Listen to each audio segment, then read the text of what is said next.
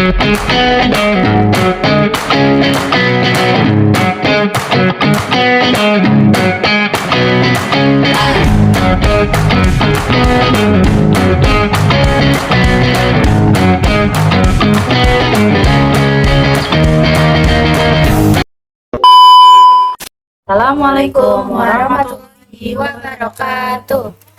Di sini kami ingin mempresentasikan hasil diskusi kami, yaitu tentang sistem perencanaan sumber daya dan IRP.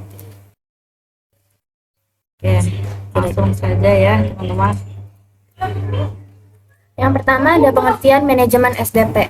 Menurut O'Brien dan Maracas, upaya organisasi untuk mengintegrasikan dan mengelola seluruh sumber daya, informasi, serta proses bisnis melalui sistem terpusat guna meningkatkan efektivitas dan efisiensi operasional. Lalu menurut Loudon dan Loudon, manajemen sumber daya perusahaan adalah metode pengelolaan proses bisnis organisasi melalui sistem informasi terintegrasi yang mengkoordinasikan fungsi-fungsi internal perusahaan.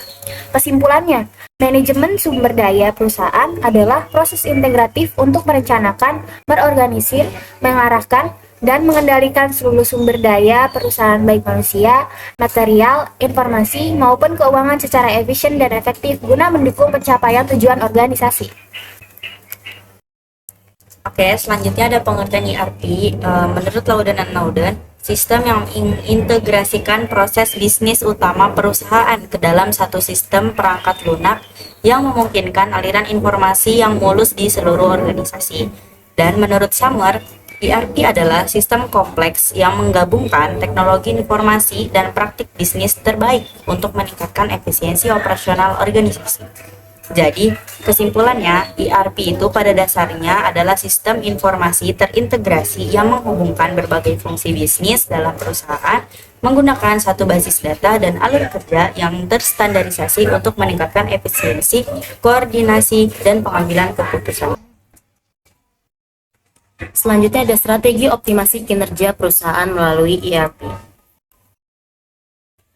Bagaimana IRP mengoptimalkan kinerja perusahaannya? Yang pertama ada automasi proses, mengurangi tugas manual sehingga proses menjadi lebih cepat dan konsisten. Yang kedua ada transparansi data. Manajemen dapat memantau indikator kinerja secara real time. Lalu yang ketiga ada integrasi proses bisnis.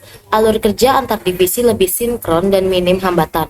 Yang keempat ada pengurangan biaya, mengurangi redundansi data dan meningkatkan efisiensi logistik dan produksi. Lalu yang terakhir ada agility, perusahaan lebih cepat merespon, merubah pasar. Lalu ada analisis kebutuhan dan seleksi sistem IRP. Langkah-langkah analisis kebutuhan. Yang pertama, mengidentifikasi masalah bisnis, lalu menganalisis proses bisnis saat ini, merancang proses ideal, menentukan fitur IRP yang diperlukan, lalu mengukur kesiapan SDM, infrastruktur, dan budaya perusahaan. Lalu seleksi IRP mempertimbangkan yang pertama ada skalabilitas, biaya implementasi, kemudahan integrasi, reputasi vendor, dukungan dan pemeliharaan, kesesuaian dengan proses bisnis perusahaan. Oke, selanjutnya ada implementasi dan integrasi IRP. Implementasi IRP adalah proses kompleks yang melibatkan banyak tahapan. Kira-kira apa saja?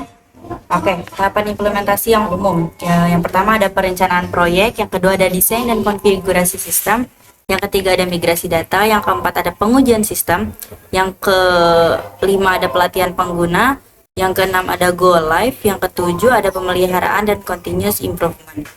Nah, selanjutnya ada integrasi IRP mencangkup integrasi dengan sistem lama atau legacy system. Yang kedua itu integrasi antar modul, yaitu finance, HR, manufacturing, dan sebagainya. Kemudian ada integrasi dengan pihak luar. Selanjutnya ada manajemen data, analisis, dan keamanan dalam IRP. IRP tidak hanya menyimpan data, tetapi juga mengelola dan menganalisis untuk meningkatkan efektivitas bisnis. Untuk manajemen data, ada data tersentralisasi dalam satu basis data, lalu mencegah redundansi dan inkonsistensi, lalu yang ketiga ada mendukung laporan dan dashboard otomatis. Untuk analisis, business intelligence BA untuk memprediksi tren. Lalu ada data analitik mendukung strategi bisnis dan KPI dan laporan kinerja dapat dipantau secara real time. Lalu untuk keamanan, ERP harus menjaga kerahasiaan data, yaitu akses kontrol. Yang kedua ada integritas data, audit, trials, dan enkripsi. Lalu yang ketiga ada ketersediaan sistem, yaitu backup dan recovery plan. Critical Success Factors dalam implementasi ERP. Keberhasilan implementasi ERP dipengaruhi oleh faktor berikut. Yang pertama, ada komitmen manajemen puncak, lalu manajemen perubahan atau change management, pelatihan intensif untuk mengguna tim implementasi yang kompeten, tujuan dan ruang lingkup yang jelas, data yang bersih dan terstandarisasi, komunikasi yang efektif selama proses implementasi, lalu kolaborasi dengan vendor atau konsultan ERP. Jika faktor-faktor ini tidak terpenuhi, resiko kegagalan implementasi cukup tinggi. Oke, selanjutnya ada masa depan ERP dan contoh studi kasusnya. ERP itu terus berkembang mengikuti teknologi modern. Nah, tren masa depan ERP yaitu ERP berbasis cloud atau lebih fleksibel dan biayanya lebih rendah. Kemudian ada AI atau machine learning dalam ERP seperti forecasting otomatis, prediksi maintenance, dan sebagainya. Kemudian ada mobile ERP yaitu akses ke smartphone. Oke, selanjutnya ada IoT integration atau monitoring produksi real time. Dan yang terakhir ada modular ERP yang lebih customizable. Nah, contoh studi kasusnya, yang pertama itu perusahaan manufacturer menggunakan ERP untuk mengintegrasikan inventory, produksi, dan purchasing sehingga menurunkan biaya material. Kemudian ada perusahaan retail meningkatkan akurasi stok dan mempercepat proses restock. Kemudian yang terakhir ada rumah sakit memakai ERP untuk mengintegrasikan data pasien, obat, billing, dan manajemen SDM. Thank you for listening. Saya Derisna Widayani, Saya Gali Alifah Sudaningtia. Saya Charlel Mazalianti. dan kami pamit undur diri. Bye-bye. Bye-bye. Wassalamualaikum warahmatullahi wabarakatuh.